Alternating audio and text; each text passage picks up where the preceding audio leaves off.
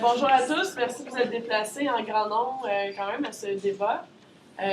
Donc, à savoir si oui ou non vous voulez conserver votre affiliation à la FERC. D'abord, c'est quoi la FERC? C'est 14 associations membres, 125 000 étudiants représentés un peu partout. Donc, il y a des étudiants de l'Abitibi, de Rimouski, du Saguenay. Des étudiants évidemment de Montréal. La représentation se fait du baccalauréat jusqu'aux étudiants postdoctoraux parce qu'on représente des associations de tous les niveaux. Mais au niveau de Sherbrooke, évidemment, c'est l'association, la Fédération étudiante universitaire de Sherbrooke, donc au premier cycle, qui est affiliée à la FERC. Dans le fond, la question qu'on pose, c'est est-ce que vous voulez ou non rester à lui? La FERC, de quoi on traite? Bien, évidemment, vous avez vu dans le cadre de la dernière année, traiter de la question des ordres de scolarité, mais il n'y a pas que ça. On traite aussi la question notamment des ordres professionnels. Donc, on a des recherches qui s'en viennent pour voir quelles sont les demandes qui sont faites par les ordres professionnels, qu'est-ce que ça engage dans les programmes, comment est-ce que ça peut influencer aussi certaines formations que l'on donne, quels sont les liens par la suite avec le marché du travail. Il y a également la question des stages obligatoires. Donc, quel type de stage, quel est le soutien qui est donné aux étudiants, quel est le type d'encadrement, quelle est l'évaluation qu'on en fait, comment est-ce que ces stages-là sont mis dans la formation, est-ce qu'ils sont rémunérés ou non rémunérés. Et donc, on travaille beaucoup là-dessus. On travaille aussi sur l'aide financière aux études, forcément. Vous l'avez vu aussi dans le cadre du sommet. Donc, il y a plusieurs éléments sur l'aide financière aux études. On a une expertise. On est les seuls d'ailleurs à siéger sur les différentes instances qui traitent des bonifications d'aide financière. On travaille aussi sur différentes perspectives, le transport en commun, le logement en région, le logement étudiant. On a un problème d'ailleurs à Sherbrooke sur les résidences étudiantes. Pour avoir organisé un colloque à Sherbrooke, les résidences, lorsque vous branchez trois choses, ça risque d'exploser. Donc, comment est-ce qu'on peut faire pour moderniser, en fait, les différentes résidences, les rendre un peu plus actuelles? Donc, ça a l'air un peu banal, mais c'est des choses que l'on fait qui changent réellement la vie des étudiants au jour le jour. Hein? Et évidemment, bon, on a aidé notamment au niveau de la FIRST à aller dans le cadre des négociations pour le transport en commun. À l'époque où moi j'étais étudiante à la faculté d'éducation, le transport était gratuit, payé par l'université. Et il y a eu une renégociation de contrat. Et on vous a demandé à ce moment-là, est-ce que vous voulez payer 100% de la facture? Et c'était illégal, en fait, de vous le demander parce que les règles sur vos frais disent que vous ne pouvez pas dépasser tel palier qui est fixé par une loi, un règlement.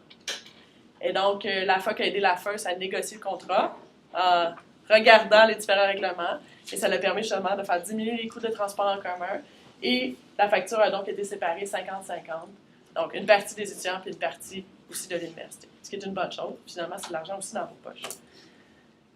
Évidemment, la FERC vous représente au niveau national sur les différentes instances, le Conseil supérieur de l'éducation, vous représente aussi au comité consultatif d'accessibilité financière aux études, devant ministres, députés de tous partis confondus. Elle vous représente également dans les futurs chantiers qui s'en viennent sur l'éducation. On peut penser au chantier sur l'accessibilité qui commence demain, 150 millions qu'on a départagés. Où ça va aller, à quoi ça va servir. On est votre voix pour ça. Sur la gestion des universités, il y a un chantier qui va prendre fin au mois d'août, qui va revoir l'entièreté de la gestion universitaire, les campus délocalisés, entre autres. Et donc, ça, c'est important aussi, on va vous représenter là. La grille de financement. On le sait, il y a plusieurs programmes qui sont défavorisés par rapport à la nouvelle façon de gérer la grille de financement. Certains programmes qui sont sous-financés par rapport à d'autres, il faut le dire. Et donc, revoir la grille de financement permettrait justement d'assurer un financement adéquat des activités qui sont tenues par les facultés où la formation coûte beaucoup plus cher. On peut penser, oui, en santé, mais il y a aussi génie, notamment, qui est désavantagé par rapport à la grille actuelle. On vous représente aussi là-dessus. Et pourquoi est-ce qu'on peut vous représenter là-dessus? Mais parce que la FERC, dès le mois d'avril, on prend des orientations pour l'année. On fait des recherches qui sont adoptées, en fait, le calendrier, les priorisations qui sont adoptées au mois de juin. La FERC, c'est environ 40 recherches qui sortent de nos bureaux, qui nous permettent de prendre des positions qui sont pragmatiques, réfléchies. On regarde aussi en fonction des positions que nous ont apportées. Parfois, il y a même des campagnes annuelles qui sont issues directement des positions de nos associations. On a qu'à penser Sage en éducation qui a fait l'objet d'une campagne annuelle de la FERC, alors que ce n'est pas toutes les associations qui ont des facultés d'éducation. Et donc, la FERC, dans le fond, c'est une représentation qui est pragmatique, qui est efficace, puis qui est crédible. Et c'est la raison pour laquelle, évidemment, je vous enjoins de voter oui, du 25 au 28 mars prochain. Donc, je pense que j'ai fait grosso modo, mais je vais quand même vous garder des questions possibles, que vous puissiez poser vos questions sur les différents dossiers que l'on traite. Mais ce qu'il faut retenir, c'est que la FEUC, ça fait 24 ans qu'on existe, ça fait 24 ans qu'on représente les étudiants, puis on est encore le plus gros groupe jeune au Québec. Et quand on parle, les gens écoutent. Vous en parlerez au gouvernement québécois actuellement. Mis à part la question d'indexation, toutes les positions qui ont été mises dans le chantier, ce sont des positions qui ont été apportées par la FEUC. Le chantier sur l'accessibilité, le chantier sur la gestion des universités, le chantier sur la grille de financement, c'est des positions qui ont été poussées par nos membres depuis toutes les dernières années. Et donc, c'est la preuve que la FEUC, ça marche. Puis parfois, ça prend un peu plus de temps d'arriver à nos fins. Je suis convaincue que sur les autres dossiers, on va y arriver aussi. Voilà, merci.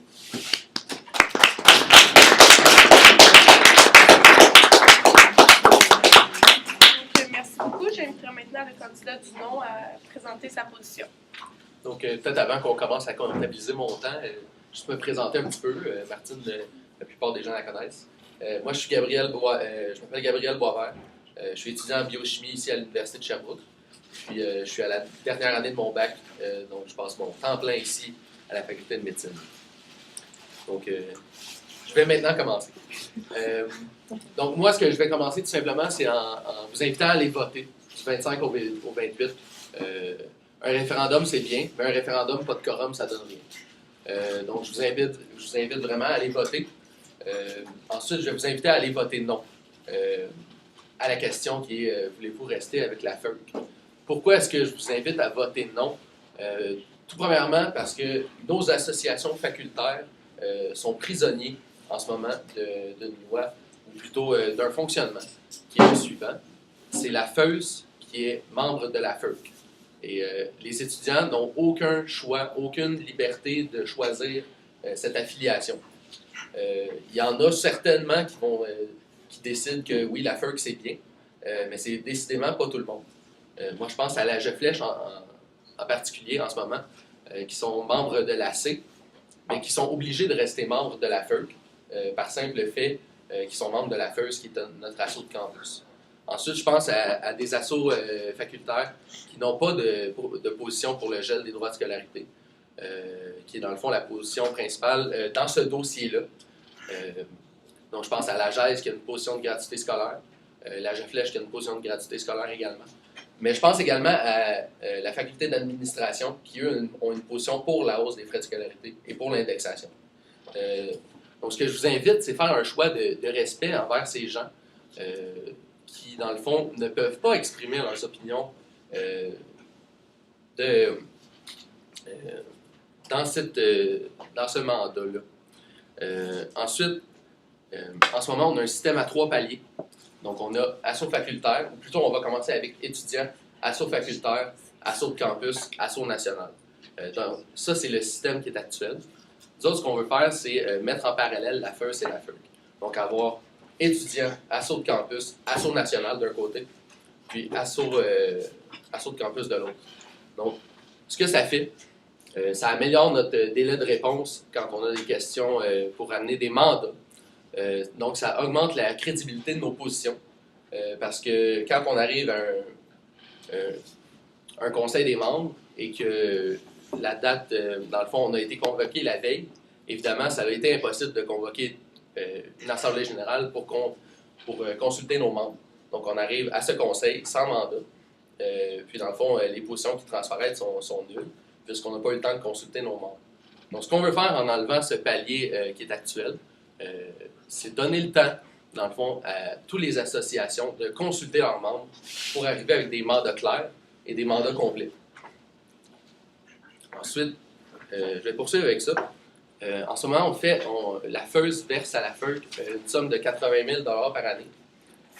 Donc, comme je disais tantôt, il y a certaines associations qui ne sont pas représentées par les recherches et par les travaux de la FEUC. Donc, dans le fond, c'est un 80 000 qui va pour des choses qu'on n'a pas choisies. Également, les procès-verbaux et les états financiers de la FEUC sont peu ou pas disponibles. Donc, on ne sait pas vraiment qu'est-ce qui se passe avec notre argent qui va en ce moment à la FEUC. Donc, nous autres, ce qu'on vous propose, c'est de prendre ce 80 000 qui est envoyé à Montréal en ce moment, puis de le ramener à Sherbrooke. Que ce soit dans vos poches individuelles ou que ce soit à notre asso de campus, qui va pouvoir éventuellement se focusser sur nos enjeux actuels de campus. Je vais vous donner quelques exemples de dossiers sur lesquels la FEUS travaille en ce moment. Les 5 à 8, qui sont en ce moment mis en danger par la sécurité. Ça, c'est un très gros dossier qui est étudié en ce moment par la FEUS. On parle également de création d'un pub étudiant. Donc, je ne sais pas si vous étiez au courant. Il y a un projet de pub étudiant qui est en ce moment sur la table, qui est en train d'être étudié. Puis finalement, la FEUS sert à nous défendre contre le rectorat. Donc, défendre les intérêts des étudiants face au rectorat. Dans le fond, en éliminant notre palier qui est actuel, on permet à la FEUS de se concentrer énormément sur les enjeux locaux. Puisque en ce moment, j'en sais quelque chose puisque je fais partie du conseil des membres de la FEUS. Les conseils des membres sont très, très, très longs et la majorité du temps est allouée à la commission aux affaires externes puisque c'est la commission qui est en lien avec la FEUC. Donc, on a énormément de temps qui est utilisé en ce moment pour passer des mandats qui n'ont pas tant de poids finalement. Justement parce qu'on n'a pas le temps de consulter nos membres. Donc, je vais vous inviter du 25 au 28 à aller voter non pour une question de respect pour vos confrères de l'université, de permettre à chacun de faire le choix, puis de sortir de cette prison qui est actuelle, qui est dans le fond gérée par pas gérée plutôt, mais qui est créée par une institution qui est actuellement qui ne fonctionne pas ou peu.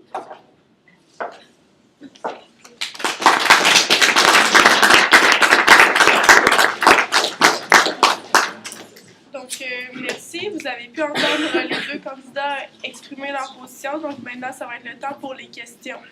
Donc, simplement lever la main. Donc, Jasmine, une question. Oui, j'ai une question pour toi, Gabrielle. Oui. Dans le fond, toi, tu dis qu'en éliminant ce palier-là, on pourrait sauver beaucoup de temps, tu sais, qu'on passerait sur les affaires externes, entre autres au CM, ou, tu sais, dans le fond, le temps à Jessie, en gros.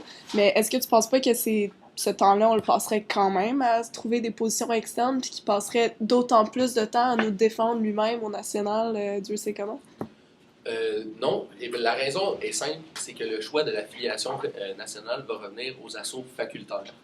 Donc, les vice-présidents externes de chacune des assos facultaires seront les représentants au national.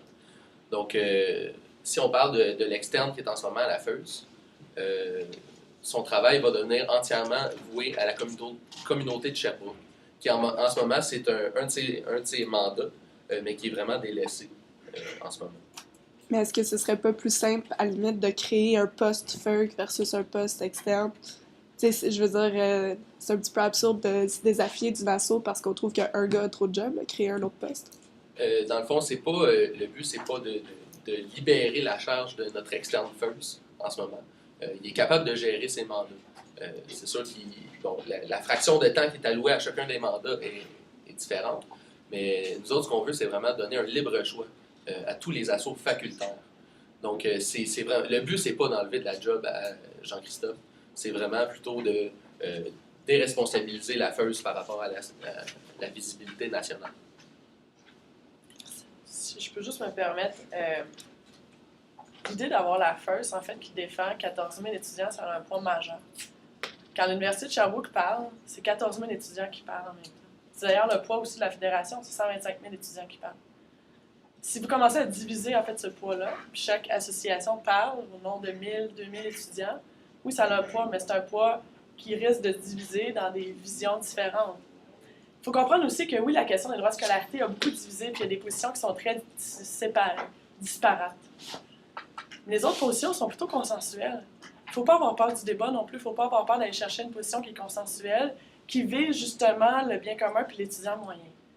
Je pense pas qu'il faut avoir peur de ça, puis c'est pas vrai de dire que c'est dilué, au contraire, un débat, ça ne dilue pas une position, ça la nuance, c'est différent. Un débat, ça nuance la position, ça permet d'apporter des solutions qui sont nuancées, crédibles, pragmatiques. Et encore une fois, pour vous donner un enjeu campus sur lequel la FEUC est justement intervenue l'année dernière, puis je vais quand même me permettre de le faire, l'année dernière, au rectorat, il y a eu une problématique qui était sur le conseil d'administration de Sherbrooke. Les étudiants étaient bâillonnés lorsqu'il était question de la question des droits de scolarité. On empêchait les étudiants sur le conseil d'administration de l'Université de Sherbrooke de parler sur les questions qui touchaient les étudiants, notamment la question des droits de scolarité.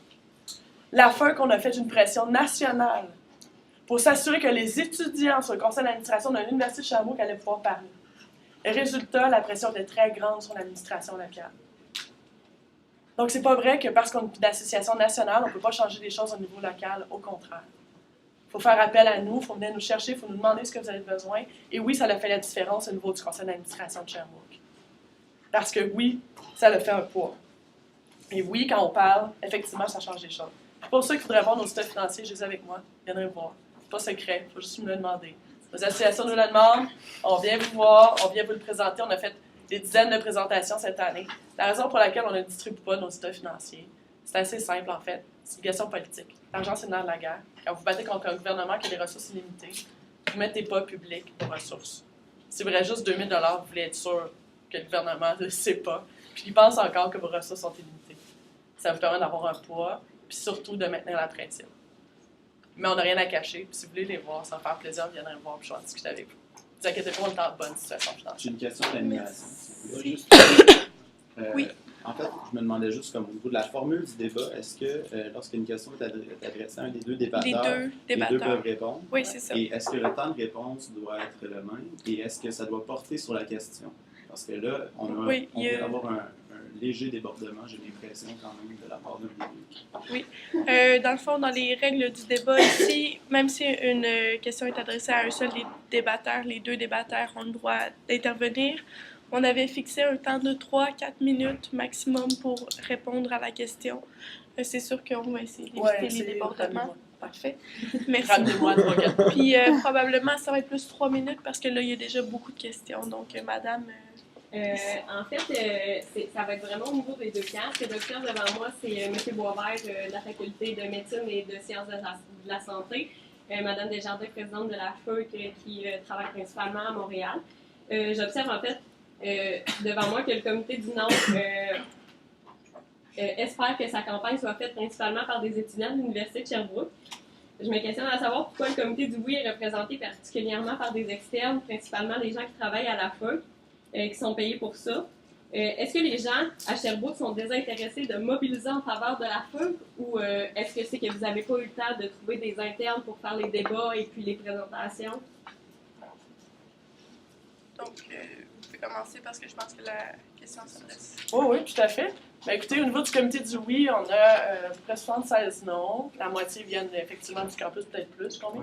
95. Bon, 95 noms. Et donc, évidemment, il y en a qui viennent de l'extérieur, de l'intérieur. Il faut comprendre que quand vous demandez à savoir si vous voulez rester ou non affilié à la FEUC, je pense que comme porte-parole, présidente de la FEUC, je suis la meilleure personne pour vous expliquer à quoi ça sert la FEUC, qu'est-ce qu'on fait au jour le jour pour vous aider. Ça ne veut pas dire que les étudiants qui sont sur le campus, qui sont dans le camp du oui, ne peuvent pas justement aller parler au nom de la FEUC. Je pense qu'au contraire, ils peuvent le faire, ils peuvent expliquer leur façon dont ils ont à traiter avec la FEUC. Et si vous voulez savoir combien je suis payée par année, j'ai une bourse d'implication. Tous les exécutants de la FEUC l'ont parce qu'on est dégrévé. En fait, moi, j'ai laissé de côté mon doctorat pour venir justement vous représenter au niveau national. Donc, ma thèse attend depuis 2 ans. Je suis payée 14 000 $ par année. Donc, je reçois une bourse de 14 000 $ par année. Je peux vous assurer que j'étais plus payée quand j'étais chargée de cours à l'Université de Sherbrooke. Je pense que c'est un sacrifice qui vaut la peine. Je pense que c'est un sacrifice que je répéterai. Puis je suis fière de représenter les étudiants de l'Université de Sherbrooke au niveau de la FEUC, c'est la raison pour laquelle je suis là. Et je n'ai pas peur et je ne m'en cache pas. Au contraire. Très bien. Donc, ensuite... Oui, donc l'allégation était que le camp du oui est composé majoritairement d'étudiants externes. Je veux pas, dans le fond, je veux pas corroborer ce qui a été dit puisque j'ai pas vu la liste des noms. Donc, je peux pas dire que c'est vrai ou non. Par contre, les commentaires que j'ai eus de mes compatriotes du comité du non, qui ont fait des tournées de classe, qui sont allés mobber, je dirais 4 fois sur 5, la tournée de classe a été faite par un étudiant externe, que ce soit un étudiant de la FECUM, un étudiant de l'UQAM ou un étudiant qui est officier de la FEUC. Donc, je veux pas discréditer en rien le comité du oui. Par contre, en ce moment, dans le comité du non, je crois qu'on a 2 personnes qui sont externes. Donc, un étudiant qui vient de la FECUM également, puis un autre étudiant qui vient du Cégep. Donc, je pense que du moins, je comprends aussi également pourquoi est-ce que c'est les personnes externes qui ont fait les tournées de classe majoritairement. Encore là, je dis ça à chapeau levé, disons. Mais c'est que ces personnes externes-là n'ont pas de cours en ce moment. Donc, pour eux autres, c'est très simple de passer de classe en classe. Tandis que nous autres, on a dû se battre et certains ont dû manquer plusieurs cours pour pouvoir faire les tournées de classe.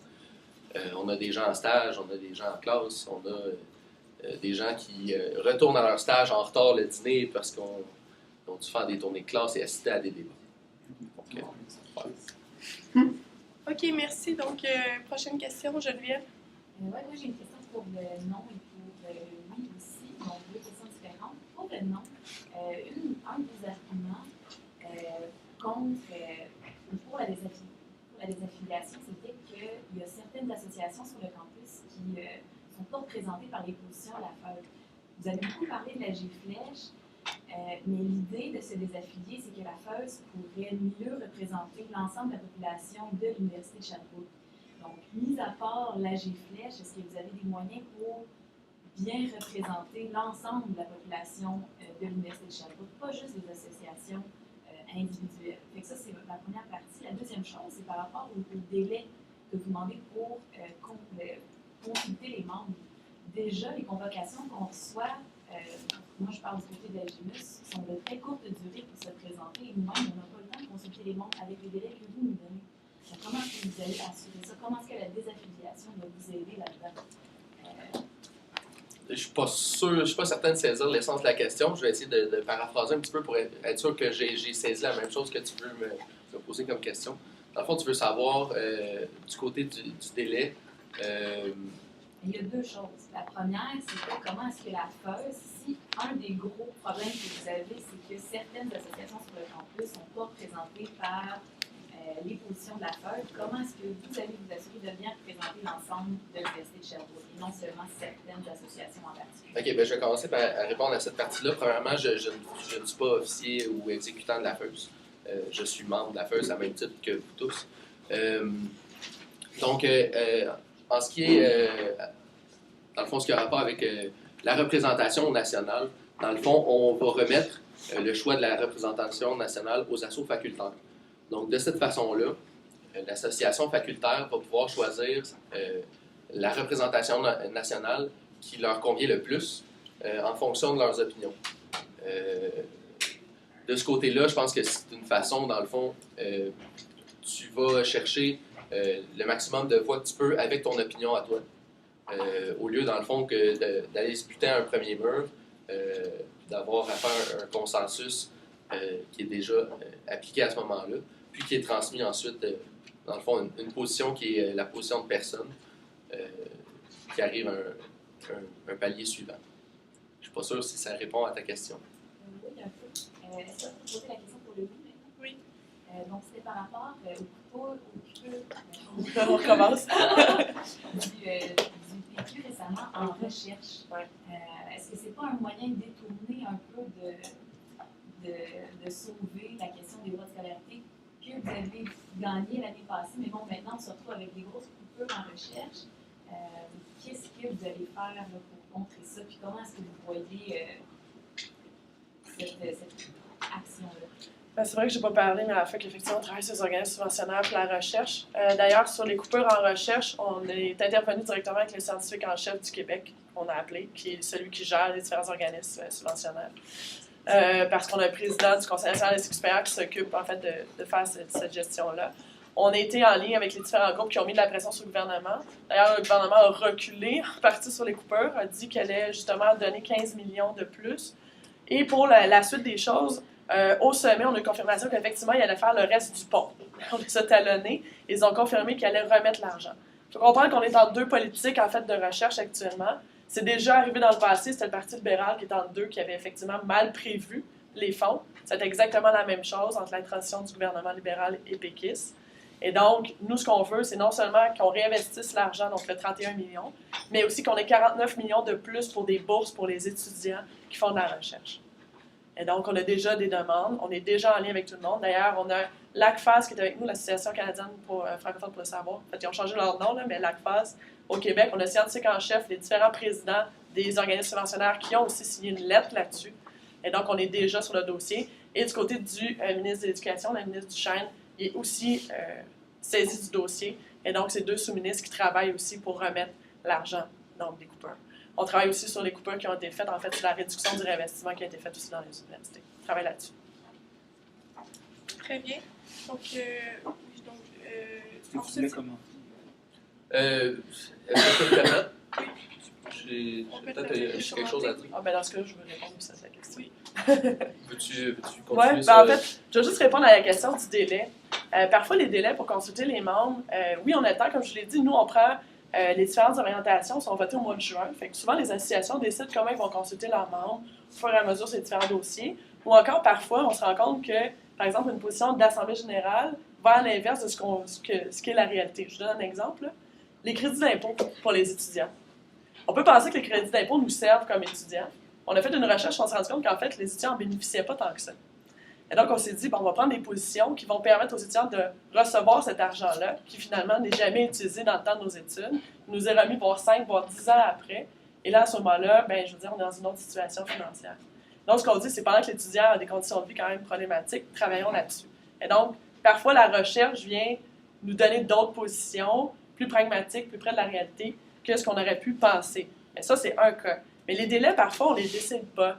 Les délais du sommet, là, la fois qu'on a remis un mémoire à chaque sommet. Est-ce que les délais étaient courts? Oui, les délais étaient courts. Ils étaient très courts. Mais à ce moment-là, on ne peut pas dire au gouvernement, pouvez-vous retarder, s'il vous plaît, d'1 mois, parce qu'on n'a pas vraiment posé de questions là-dessus, puis on va vous préparer quelque chose, puis dans 1 mois, quand on aura consulté tout le monde, on va pouvoir aller de l'avant. À la fin, on a 24 ans d'expertise, 24 ans de recherche. On a des positions sur à peu près tout. Quand on n'en a pas, on fait de la recherche, puis on prévoit les choses. Dans le sommet, les mémoires ont été produits en fonction des positions que l'on avait. Très peu de positions ont été reprises. Et on a été capable d'aller défendre les étudiants sur toutes les tribunes et de déposer des mémoires. C'est ça la force de la FERC. Même dans des délais très courts, on est pragmatique, on est efficace. Puis ça sert les intérêts des étudiants. Ensuite, il faut réagir à Donc, je vais continuer sur la question qui était tantôt par rapport aux coupures en recherche. Ce que je vais vous dire, dans le fond, c'est un petit peu une expérience personnelle. J'étais présent au dernier congrès de la FERC. Puis, j'ai assisté à, dans le fond, justement, par rapport aux coupures du gouvernement. Un représentant de McGill, qui était présent, a voulu proposer une motion pour que la FERC mette plus d'emphase sur ces coupures gouvernementales. Malheureusement, ce qui s'est passé, donc cet étudiant, ce représentant, a été rabroué par un officier de la FERC directement avant même que l'Assemblée puisse en discuter. Donc, je comprends qu'on essaie de défendre les étudiants le plus possible, mais en même temps, quand on se permet de rabrouer un étudiant, et par rabrouer, je veux dire réprimander ou tout autre synonyme qui peut vous parler plus, quand on peut se permettre de rabrouer un étudiant qui est un représentant qui a un mandat, je pense que c'est... Peu importe le sujet, on doit écouter une assemblée, peu importe ce qu'elle a à dire. OK. En fait, si je peux me permettre, il y a eu un débat d'à peu près 1 heure sur cette question-là. C'est sur les coupures dans les universités. Donc, je ne sais pas, là, mais je ne suis pas au courant de ça. Très bien. Donc, maintenant, je vais passer à la question de madame ici avec nous. Ma question, c'est surtout pour Martine. Tantôt, tu disais que la FEU, ça avait du pouvoir parce qu'elle représentait 14 000 personnes. Je suis d'accord avec toi que 14 000 personnes, ça a plus de poids que 3 000, par exemple. Sauf que si ces 14 000 personnes-là doivent absolument se battre entre elles pour essayer d'obtenir un consensus qu'on n'aura jamais de toute façon, parce que comment on peut avoir un consensus en demandant la gratuité scolaire et en demandant l'indexation en même temps? C'est impossible qu'on ait un consensus là-dessus. Tous les étudiants ont une façon de voir différente qui se regroupe facilement par faculté, beaucoup plus que par université complète. On sait très bien que les gens qui sont en écologie n'ont pas du tout la même façon de penser que les gens qui sont en administration puis c'est une réalité, puis j'imagine que c'est la même réalité dans toutes les universités. Mais on peut pas obtenir un consensus, ça, j'en suis absolument certaine. Puis ce qu'on va faire, c'est que nous, on va essayer d'en obtenir un à Sherbrooke, après on va l'apporter à la FEUC, qui va ensuite encore se battre avec toutes les autres universités pour obtenir un deuxième faux consensus pour la FEUC. Moi, c'est vraiment ma façon de dire. OK? Je pense que Mais c'est je mettre pense en que perspective. Par exemple, s'il y a vraiment une façon d'obtenir un consensus, j'aimerais savoir si réellement, quand vous faites des congrès, vous êtes capable d'obtenir un consensus valable entre chaque université. J'aimerais savoir comment vous faites. Ben, en fait, comme je te l'ai expliqué, la question des droits de scolarité, c'est probablement celle qui divise le plus. Elle divise dans la population, puis elle divise aussi sur les campus. Je pense que là, il n'y a pas de secret ici. Mais de faire un consensus sur la position, la FEUC défend le gel des droits de scolarité. À la FEUC, il faut comprendre que les associations, on ne leur demande pas de prendre des positions en fonction d'une idéologie. Dans certaines associations nationales, on vous demande, par exemple, d'avoir une position de gratuité scolaire pour être capable d'affilier par la FEUC. À la FEUC, on vous prend avec vos positions, puis on débat à l'interne pour essayer de trouver le consensus entre tous les étudiants. Puis je pense que c'est pas mauvais d'avoir, et à la FEUC, on a aussi des associations à l'administration, on a des associations à McGill qui sont plutôt conservatrices, on a des associations qu'on pourrait dire plus de gauche. Et c'est correct. Les débats, c'est sain, c'est bien. Puis d'arriver à des consensus, c'est pas, encore une fois, diluer sa position. Au contraire, c'est la rendre encore plus forte et la rendre encore plus crédible. Et les positions que l'on prend, c'est pas juste en fonction d'une idéologie. C'est en fonction des recherches que l'on a faites, en fonction des études que l'on a faites. Quand on propose une décision au gouvernement, par exemple, de bonifier l'aide financière aux études, soit juste parce qu'on pense que c'est bon pour les étudiants qu'on va bonifier l'aide financière aux études. C'est parce qu'on a fait des études sur les conditions de vie des étudiants, on s'est rendu compte qu'il y avait un problème, que la majorité des étudiants qui pouvaient être bénéficiaires ne recevaient pas suffisamment d'argent. Et non seulement ça, on a chiffré nos demandes. Quand on arrive au gouvernement, on ne dit pas juste bonification d'aide financière aux études, on dit 150 millions pour l'indexation, 89 millions pour la contribution parentale. C'est ça qu'on dit. Un consensus, c'est toujours possible. Ça ne veut pas dire que ça va être atteint facilement. Ça veut dire que ça va être débattu, longuement débattu, puis qu'à la fin, on va arriver avec quelque chose qui va satisfaire, je le crois, une majorité, insatisfaire une minorité, mais à la fin qu'on est là pour représenter la majorité des étudiants. Et je pense qu'on le fait bien. Donc, j'invite monsieur à réagir. Oui, moi j'aimerais ça, dans le fond, un petit peu comprendre sur ce que Martine a dit à la fin. Dans le fond, que la FEUC est là pour représenter les étudiants, oui. La FEUC est là pour apporter une voix, oui. La FEUC est là pour présenter des consensus, oui. Mais est-ce que c'est obligé d'être fait dans le système qui est actuel?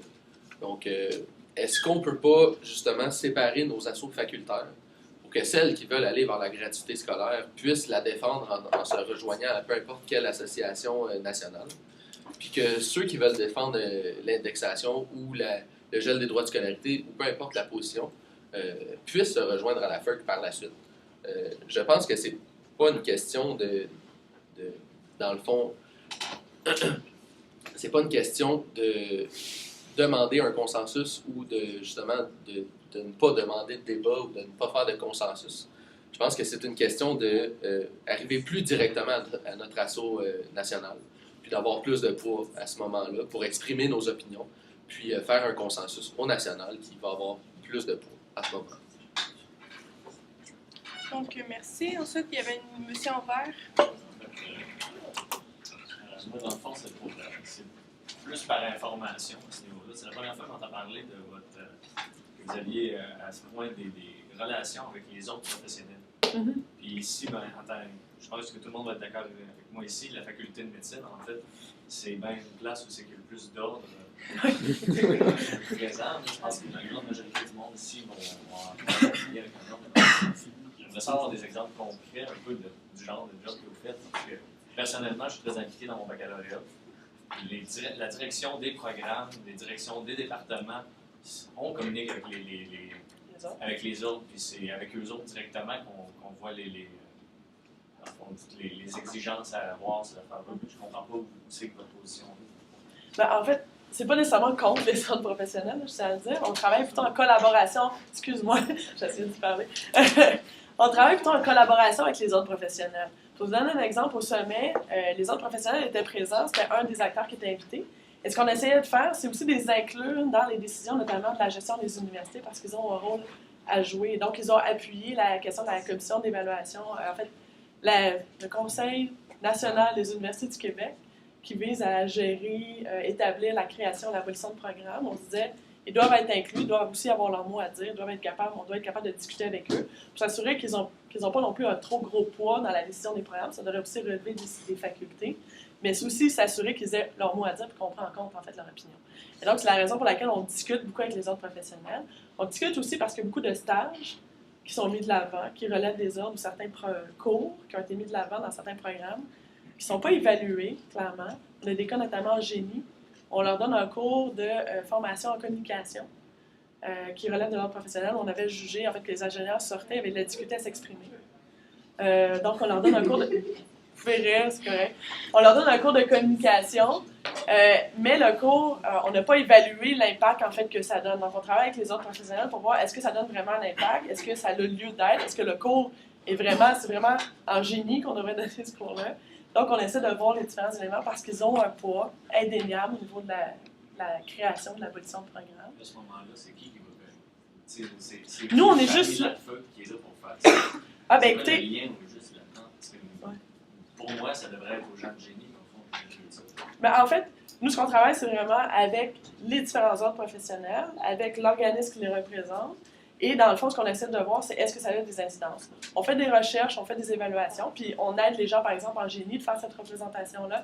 On aide les gens en médecine de faire cette représentation-là. On aide les gens avec la recherche, puis les éléments qu'on a, puis les discussions qu'on a avec les autres professionnels. On essaie d'avoir une vision globale de l'ensemble. On ne va pas s'ingérer dans la création ou l'abolition des programmes, des différentes facultés. C'est vraiment pas notre rôle. Nous, ce qu'on veut s'assurer, c'est que tout le monde est consulté et qu'ils ont un mot à dire. C'est terminé. Désolée. Donc, monsieur, pour réagir. Moi, je vais être très honnête avec toi. Moi non plus, je n'avais jamais entendu parler que la FEUC interagissait avec les autres professionnels. Honnêtement, je comprends également que la visibilité de la FEUC est évidemment très, très haute. Mais encore là, je ne suis pas là pour débattre non plus de l'utilité de la FEUC dans la vie générale. Fait que je ne vois pas ce que je pourrais rajouter à... Je ne vois pas ce que je pourrais rajouter à cette question-là. La FEUC peut très bien communiquer avec les autres professionnels. Je ne sais pas qu'est-ce que je pourrais rajouter. Je pense que ça n'a même pas ça a rapport avec le travail de la FEUC, mais je veux dire, ça n'a pas de lien avec le fait que la FEUC soit membre ou non de la FEUC. Très bien. Donc, ensuite, monsieur en orange. Je pense que c'est ça à côté. Non. Là, longtemps, tu avais levé la main. Ah, ok, c'est lui. Bon, ben, j'avais cru que c'était ta main. Ça fait plus ça. Vous dites que la problématique d'être affilié à la FEUC, c'est un manque de participation de la base étudiante à la démocratie de la FEUC. Comment est-ce que la FEUC pourrait, si advenant que la FEUC reste dans la FEUC, comment est-ce qu'elle pourrait, comment la FEUC pourrait augmenter la participation de la base étudiante?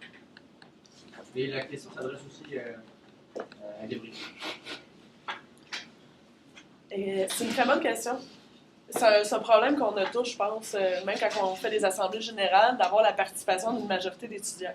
Je pense qu'un des meilleurs éléments d'un référendum, c'est justement que ça nous oblige à aller sur le campus et aller parler à tout le monde, que tout le monde ait son mot à dire, en fait, sur ce qui est en train de se produire. Mais moi, j'aimerais ça que ça soit de façon plus récurrente, en fait, ce genre d'invitation-là. On est invité dans certaines instances de campus à aller parler aux étudiants. Je vais donner qui hoche la tête, mais c'est vrai, on est invité notamment à la FECUM, souvent, à l'Université de Montréal. Je suis invité à l'ADES, à la Faculté d'éducation. Je suis allée 6 fois en Abitibi-Témiscamingue pour aller parler aux étudiants de l'Assemblée générale, pour aller leur présenter ce qu'on fait, ce qui s'en vient, comment ça fonctionne, quels sont les différents éléments.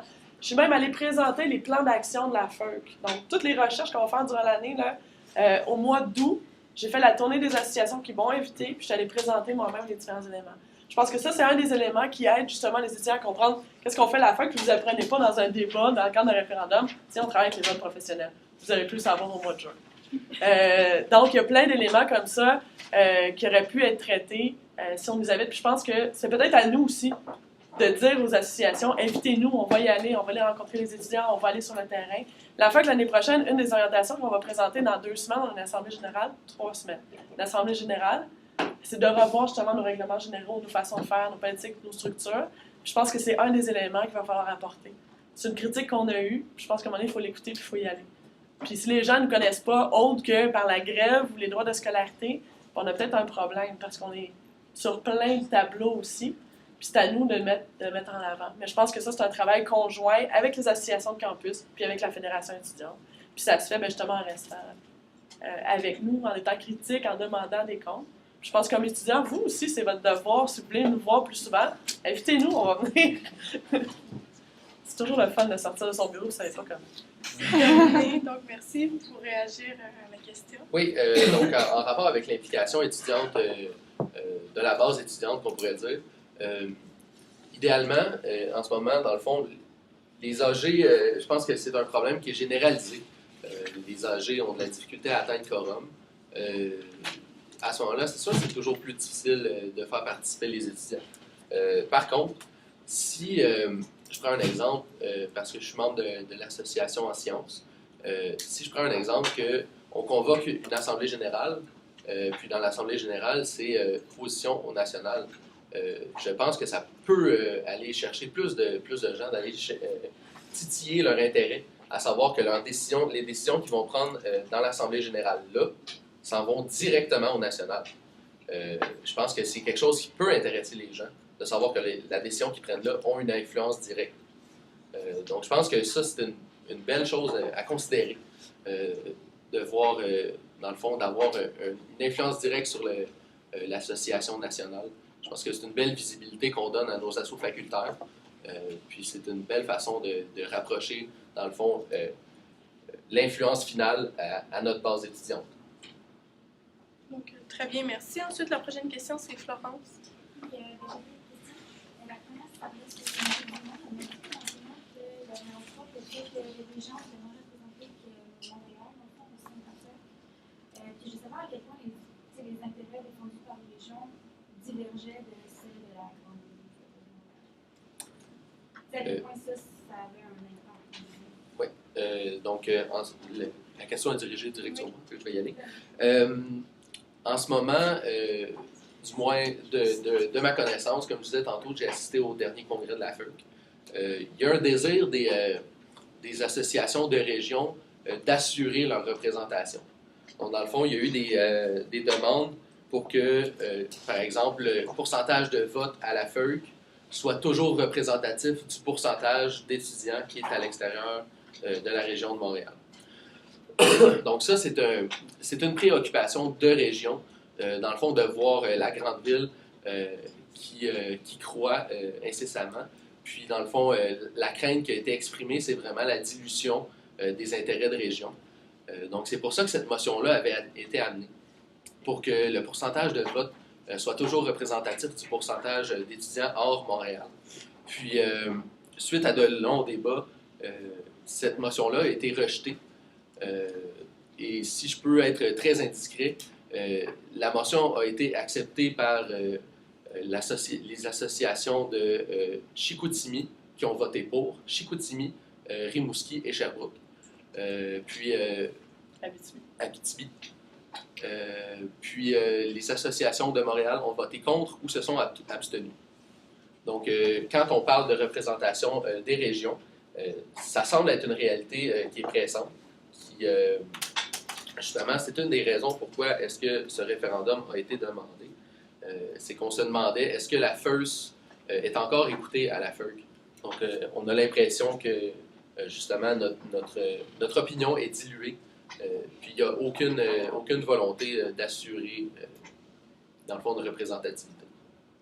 Si je peux me permettre, ce vote-là a d'ailleurs été mis en dépôt parce que les associations ne s'entendaient pas et on ne voulait pas justement mettre de côté les associations régionales. Il faut comprendre qu'il y en a effectivement moins qui sont membres, mais il n'y en a pas beaucoup non plus d'associations de région. Et souvent, ils sont des campus plus petits. En Abitibi-Témiscamingue, vous avez 2000 personnes dans tout le campus, ce qui est une faculté à l'Université de Sherbrooke.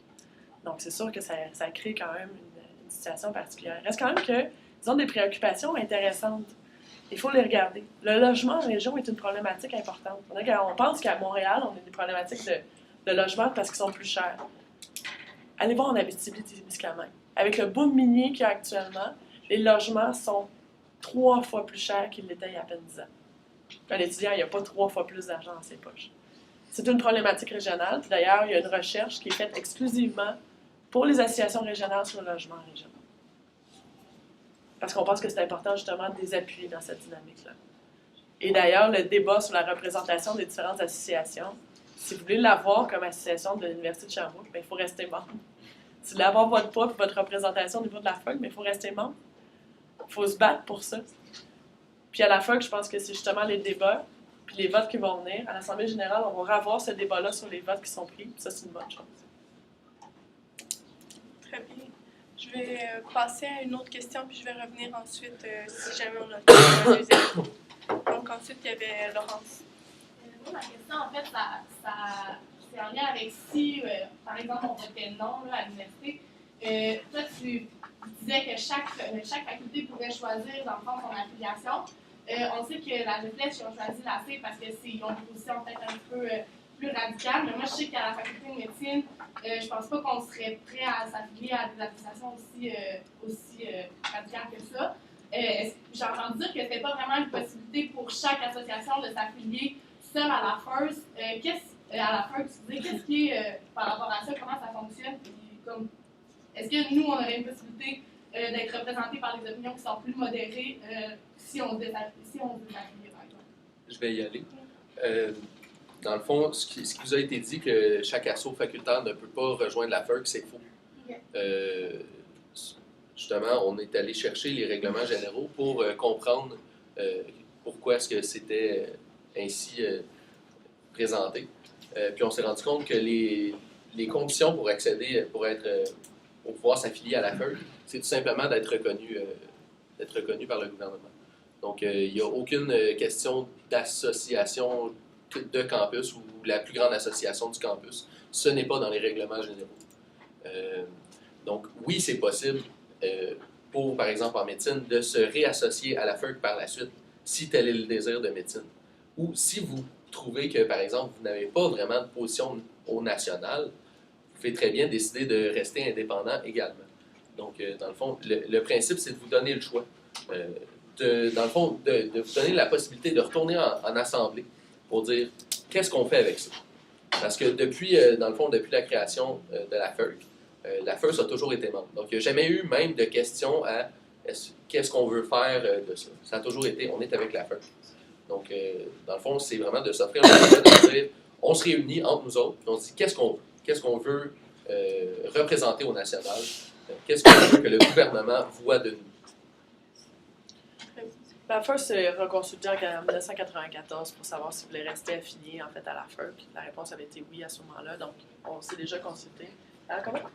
À 92. Bon. 82%. Ah, 82%. En 94, c'est sûr que ça fait longtemps. Je pense que c'est une bonne chose justement qu'on en discute, qu'on ait cette discussion-là.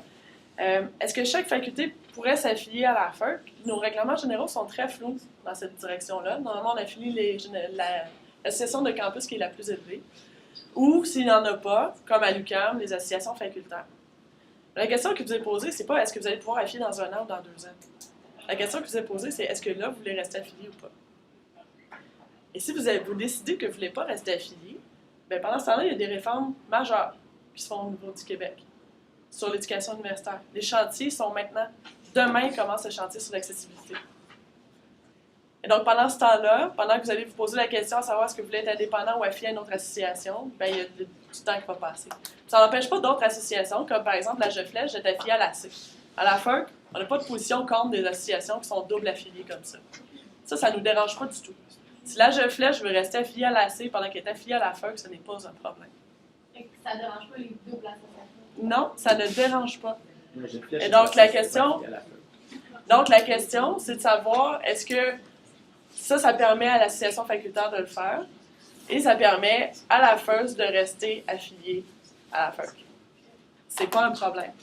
Et donc, il faut voir, les règlements généraux sont flous. Normalement, on refuse, et d'ailleurs cette année, on a refusé d'affilier des associations de programmes de campus qui sont venus nous le demander parce qu'il y a une association de campus. Puis on s'est dit, ouais, mais si plus tard l'association, par exemple, de campus veut s'affilier chez nous, bien là, vous allez avoir 2 voix pour les mêmes étudiants. Ça fait aucun sens. C'est la raison pour laquelle, normalement, on affilie la plus grosse association.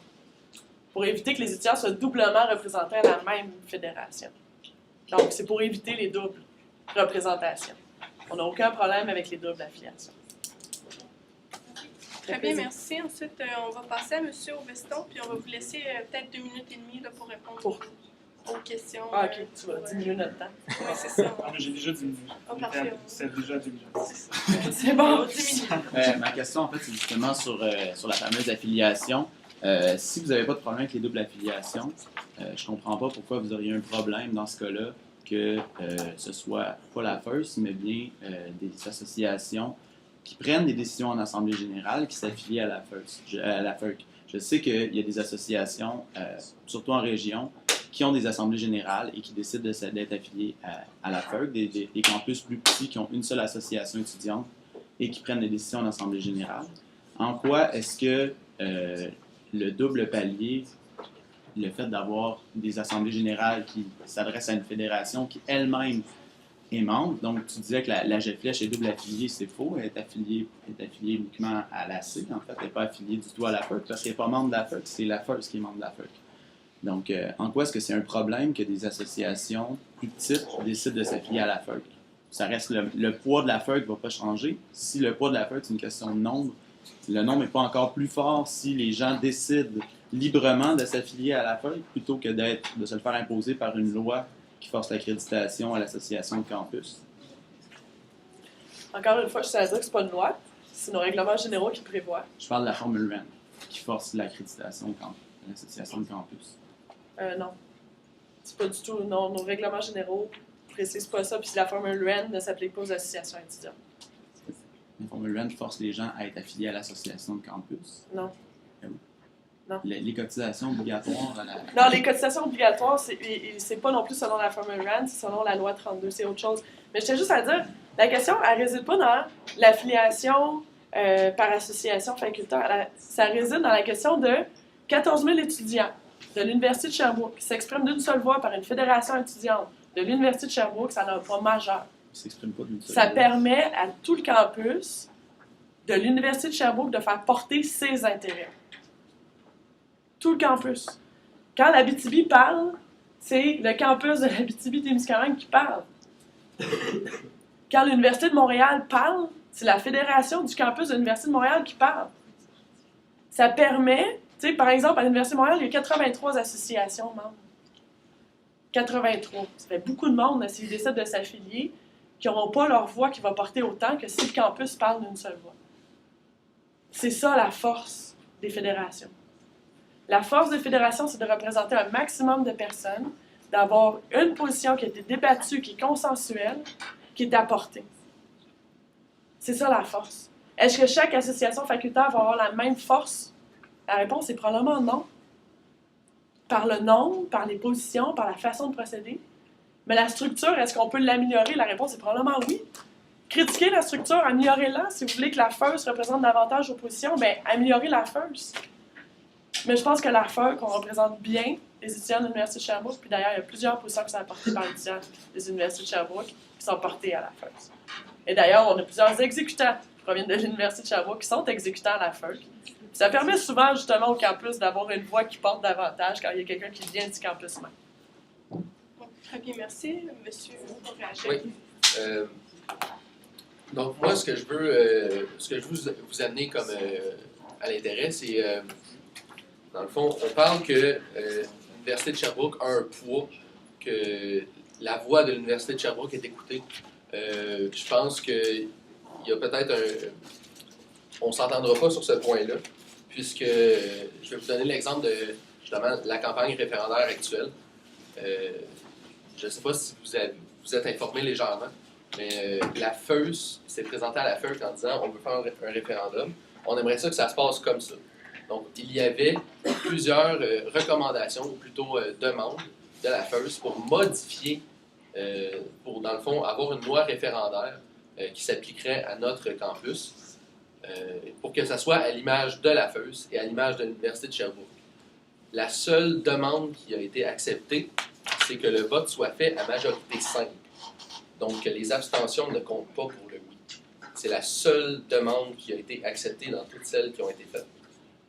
De plus, je rajouterais, Il me reste-tu une minute? Je vais juste rajouter finalement que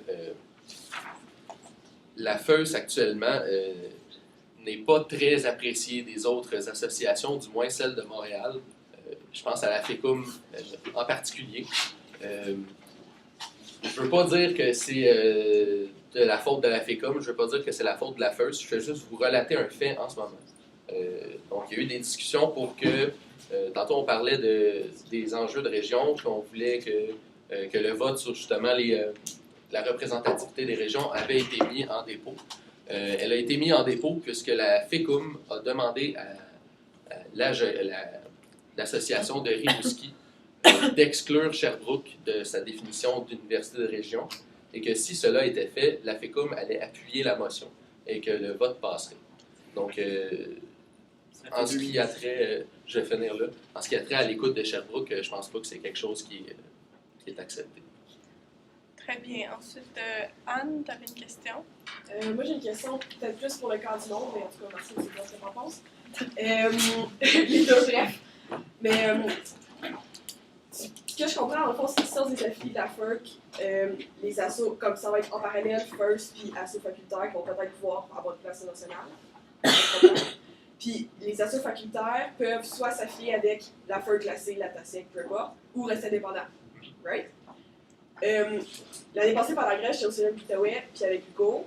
Puis, juste pour que le monde sache, c'est un Cégep et une université indépendante qui sont affiliés avec personne au national. Ils n'ont pas de voix, aucune voix. Honnêtement, c'est triste à dire, mais le seul moment qu'on a entendu parler de Hugo pendant la grève, c'est parce que ça a été extrêmement sanglant. Genre. À part ça, là, c'est tout. Fait que je me dis, comment est-ce que réalistement vous pensez qu'en étant juste des petites assos facultaires, qu'on va avoir un poids national? Parce que l'avoir vu avec Hugo et celle de l'Outaouais, j'ai malheureusement un doute. Moi, ce que je vais répondre à ça, c'est tout simplement, on ne vous invite pas à rester indépendant dans votre coin. On vous invite à reconsidérer votre affiliation nationale en âgé suite à la désaffiliation s'il y a lieu. Donc, on vous invite de loin de rester indépendant. On comprend évidemment que être indépendant, ça peut limiter la portée de la voix de l'association. Par contre, ça n'affecte en rien la portée de l'association à ses membres. Donc, on parle souvent que, dans le fond, la FERC a fait le gain de briser la hausse des frais de scolarité. Je ne crois pas que c'est vrai. Ce n'est pas la FERC qui a fait ce gain, c'est les étudiants du Québec qui ont fait ce gain. Donc, la FERC a fait partie de ce combat, a, dans le fond, aidé tout le monde d'aller porter cette voix-là aux médias et tout ça. Mais je ne crois pas que c'est un gain qu'on peut donner à la FERC. Je ne pense pas que la FERC a le droit de s'approprier ce gain-là qui a été fait par les étudiants du Québec.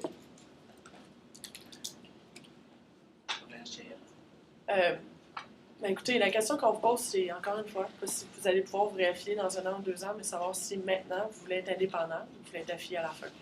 C'est ça la question. Au niveau de la représentation de la FERC sur différentes instances, écoutez, le fait que les étudiants aient remporté la bataille contre la hausse du droit de scolarité de 82%, c'est un gain effectivement de tous les étudiants.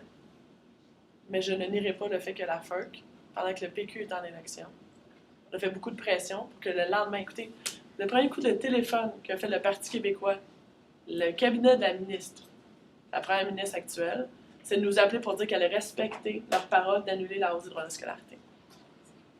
Je considère que la pression de la FERC a fait une différence. Je considère que quand un parti qui vient d'être élu nous appelle pour nous dire « on va tenir parole », je considère que la pression est dans un niveau important. C'est ça la FERC. C'est à la fois être capable de mettre des gens dans la rue quand ils le font, c'est aussi être capable de faire de la représentation sur tous les niveaux. C'est ça, être capable de parler aux gens, s'assurer qu'ils vont tenir parole. C'est ça la FERC. Donc, je vais prendre 2 dernières brèves interventions. Il y avait Jasmine et Florence. Vous allez avoir 1 minute pour réagir.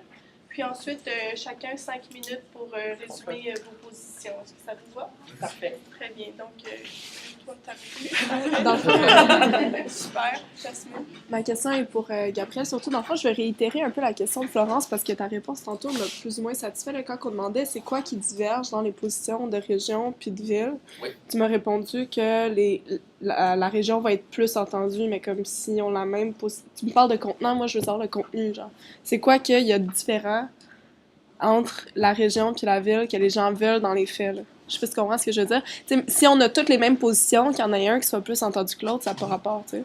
Fait que c'est quoi qui diverge dans le contenu? C'est surtout des enjeux. On parlait tantôt justement du logement en région. Ce n'est pas un enjeu qui concerne les étudiants de Montréal. C'est ce genre de sujet-là, dans le fond, qui pourrait diviser des étudiants de Montréal et de région. Si on prend l'exemple justement du logement en région, si la FEUC fait des recherches et dépense de l'argent et se mobilise pour ça, il pourrait y avoir à Montréal un soulèvement pour dire on n'est pas d'accord. Nous autres, on paie une cotisation à la FEUC, on n'est pas d'accord sur le fait qu'ils dépensent de l'argent pour ça. Je ne dis pas que c'est ça en ce moment. OK? En ce moment, dans le fond, dans le fond, la divergence qu'il y a en ce moment, c'est vraiment sur la représentativité. C'est ça la divergence qu'il y a en ce moment. J'exclus pas des divergences futures. Très bien. Ensuite, pour agir. Ouais, ben, en fait, je peux t'en nommer plusieurs. Le logement en région en est une. Les crédits d'impôt pour les retours des étudiants en région. Pour les retours des diplômés en région, c'en est une autre. C'est un dossier qui était traité à la fois au niveau provincial et au niveau fédéral. On fait de la représentation là-dessus. Est-ce que c'est divergent? Je pense pas. Je pense que c'est plutôt consensuel, en fait, les mesures qui sont mises de l'avant pour les régions. Et c'est encore à le dire, les associations, c'est pas en fonction de combien d'argent on met pour telle association. Le but de la FEUC, c'est de se regrouper pour faire pousser des positions, pour s'assurer d'avoir un gain le plus fort. Je l'ai dit, la FEUC, il y a 2 ans, avant la hausse des droits de scolarité, notre campagne annuelle, c'était les stages 4 pour avoir la rémunération des stages 4 en éducation. Le stage 4, c'est le dernier stage. Vous faites le travail, en fond, du professeur, puis vous êtes non payé. C'est notre campagne annuelle. Il n'y a personne au niveau de génie qui a dit « Moi, je paye pour ça, j'ai aucun avantage. » Pourquoi? Parce qu'en bout de course, premièrement parce qu'ils sont payés leur stage en génie, sinon c'est pas reconnu. Mais deuxièmement, en bout de course, ça se disait on va avoir des avancées sur les stages obligatoires. On va avoir des avancées qui vont nous permettre, par exemple, d'avoir des répercussions en psychologie, etc. Et donc, c'est pour ça que les gens se retrouvent. Oui, merci. Merci. C'est moi. Donc, dans le même ordre, on va faire dans le même ordre que l'entrée. Donc, le oui va avoir 5 minutes pour résumer sa position, le non va avoir 5 minutes pour résumer sa position. Donc, encore une fois, la FEUC, je pense que c'est la meilleure voie, en fait, pour les étudiants pour parler au national. C'est une crédibilité, une assurance pragmatique. On fait des recherches, je vous l'ai dit, c'est 40 recherches par année, selon les différents besoins, selon les différentes demandes. Par exemple, cette année, on n'avait pas prévu d'avoir un sommet avec 4 mémoires à déposer, mais on a la structure nécessaire pour être capable de le faire. On a la structure nécessaire pour faire la représentation tant au niveau provincial qu'au niveau fédéral. On est de tous les budgets, de tous les huis clos des budgets. On parle aux différents fonctionnaires. On siège sur les différents comités. On est là pour vous représenter au jour le jour. On est là à temps plein pour vous permettre à vous de vous concentrer sur vos études. On fait ce sacrifice-là, puis on en est fiers, en fait, de faire ce sacrifice-là au niveau de l'exécutif national. Choisir d'être avec la FEUC, c'est choisir d'être représenté par une association qui atteint une crédibilité auprès de plusieurs acteurs de la société civile et de la société économique. Même cette année, on est allé parler avec le conseil du patronat pour s'entendre notamment sur la gestion des universités. Parce qu'eux aussi avaient une vision de la gouvernance. Puis ils voulaient voir si on n'était pas capable de trouver des consensus. Parce que oui, parfois, même avec des gens avec lesquels on aurait des divergences d'opinion quand même assez majeures, on arrive à trouver des consensus sur certains points. Puis ces consensus-là, ça permet de faire avancer les choses, d'avoir des gains substantiels pour les étudiants, puis de passer de l'avant. Par la représentation à la FEUC, on est allé chercher plusieurs gains à plusieurs reprises. Puis je pense qu'on est capable de continuer. Au sommet, on est allé en chercher. Et actuellement, on est encore en train de travailler pour aller vous en chercher encore plus. 150 millions dans l'aide financière aux études ou dans l'accessibilité. Parce que je ne vous cacherai pas qu'on va aller jouer aussi sur vos frais pour les faire diminuer, évidemment. On travaille aussi sur les frais afférents, sur la grille de financement, on travaille sur tout. C'est une expertise. On est là pour vous. Puis s'il y a quelque chose qu'on n'a pas traité, qui n'est pas dans nos positions, mais c'est vous, dans le fond, qui apportez des positions par la suite à la FEUC, via votre association de campus. On est là pour vous représenter, pour s'assurer que vos droits et vos intérêts vont être défendus à tous les paliers devant tous les acteurs.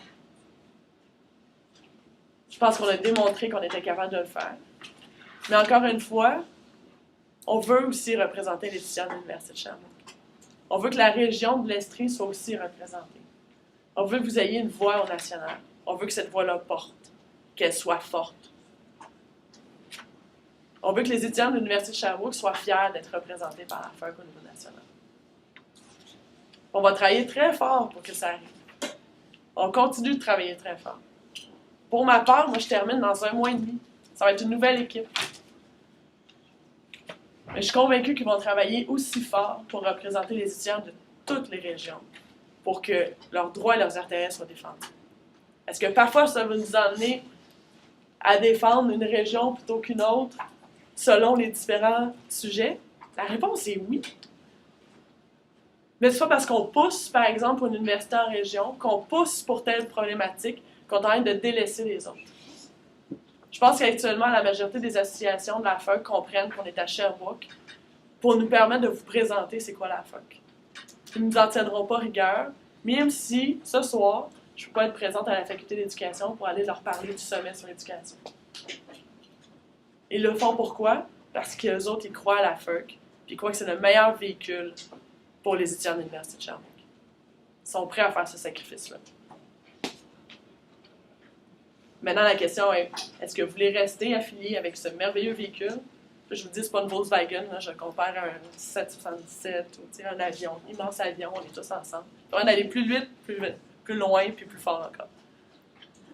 Est-ce que vous voulez faire partie de ce véhicule-là? Est-ce que vous voulez être représenté par la FEUC? Ou est-ce que vous choisissez d'être indépendant? Du 25 au 28 mars prochain, continuez de vous informer, allez sur les sites Internet, arrêtez-nous, posez des questions aux différents comités, puis faites votre choix. Moi, je vous invite à voter oui. Merci. Merci.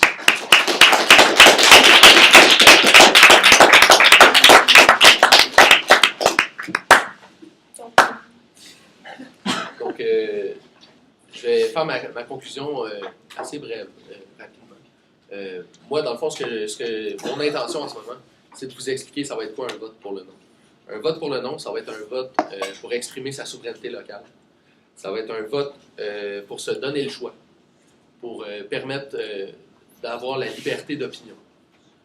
Ça va être également un vote pour ramener 80 000 $ par année à Sherbrooke, que ce soit dans vos poches, que ce soit au campus. Ensuite, c'est dans le fond s'offrir une liberté. Comme je disais tantôt, la liberté de choix, la liberté d'opinion.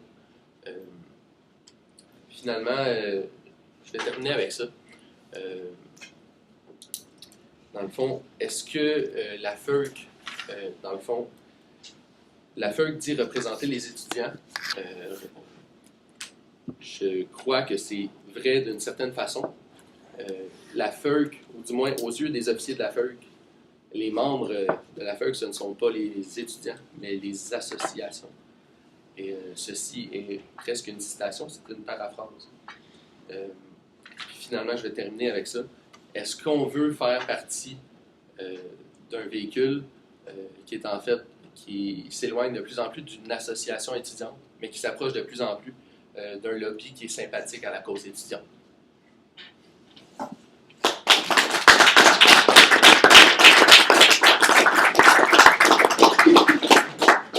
Merci beaucoup aux deux débatteurs. Merci beaucoup à vous de vous être déplacés. Donc,